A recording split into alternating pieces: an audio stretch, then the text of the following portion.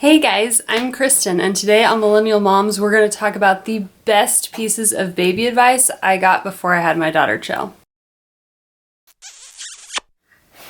Before my daughter was born, everybody was giving me baby advice. Some of it was awesome, and some of it was better to ignore. So today I'm going to share with you my top pieces of baby advice. The first two pieces of advice that I thought were the best things to know before having a baby have to deal with diaper changing time. Once you have a baby, you change more diapers than you ever thought possible, like a serious amount of diapers.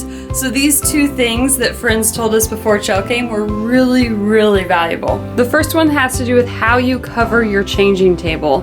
We have tons of these changing table covers, and underneath there's kind of a waterproof mat, but the piece of advice we got was to double them up.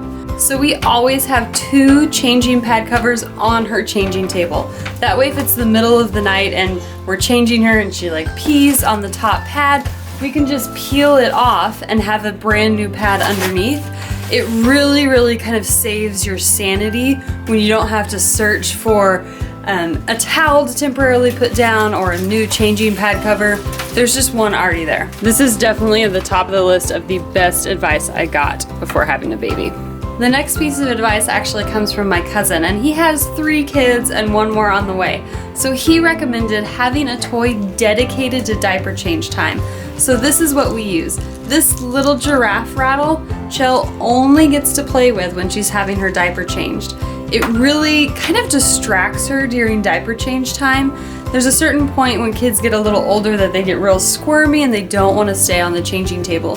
So having a toy that they only see during diaper change time makes that time special and unique, and they don't see this toy all the time. They only get to see it every once in a while, so they're still a little intrigued by it. And we just always keep this little giraffe toy right by her changing table, so the minute we lay her down, I hand it to her. The next piece of advice that I got that was so valuable was to trust your gut.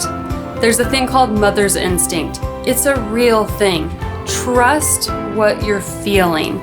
My daughter Chell had eczema really bad as a young baby, and we thought it could be all these different things. The doctor was thinking that it's just temporary. It'll go away. We live in Alaska. It's very dry here in the winter. We just needed to put lotion on her and keep her skin really moisturized.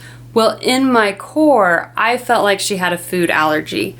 And at about 6 months old, the pediatrician finally said, we should probably get her allergy tested. Turns out Chell has food sensitivities to wheat, chicken, egg whites, soy, corn, a whole list of things.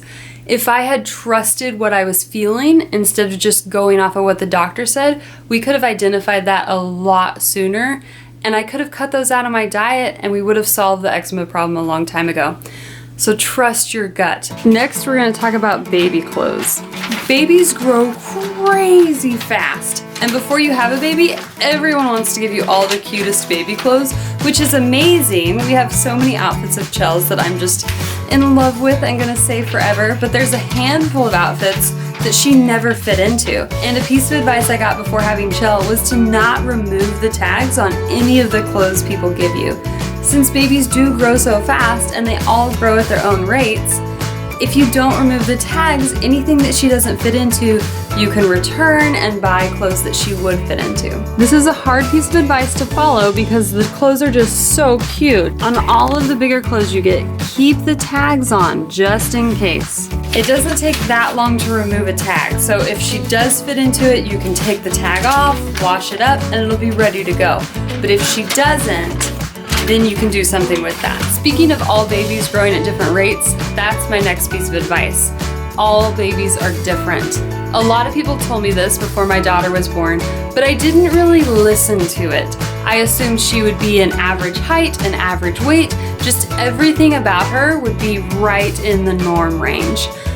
Well, that's not the case. Chell, my daughter, is in the 8th percentile for weight and the 89th percentile for height. All babies are different. I've saved the most important piece of advice for last. Don't listen to anyone's advice. Here I am giving you all these things of advice, and I really did find these super useful.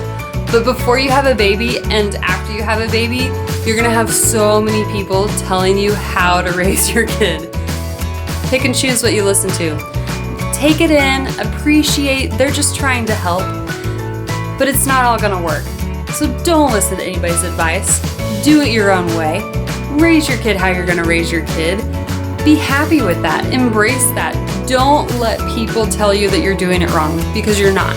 You know your baby best, and you know what's best for him or her, so just don't listen to anybody else. All right, guys, that is the best advice I got before having my baby. If you want to see yesterday's video, click right up here in this corner. If you want to see more of my videos, check those videos out right here. And don't forget to subscribe to Millennial Moms. There's a button right here for that. If you have any baby advice you received that I left out, I would love to hear about it. So leave me a comment down below, and I'll see you next week.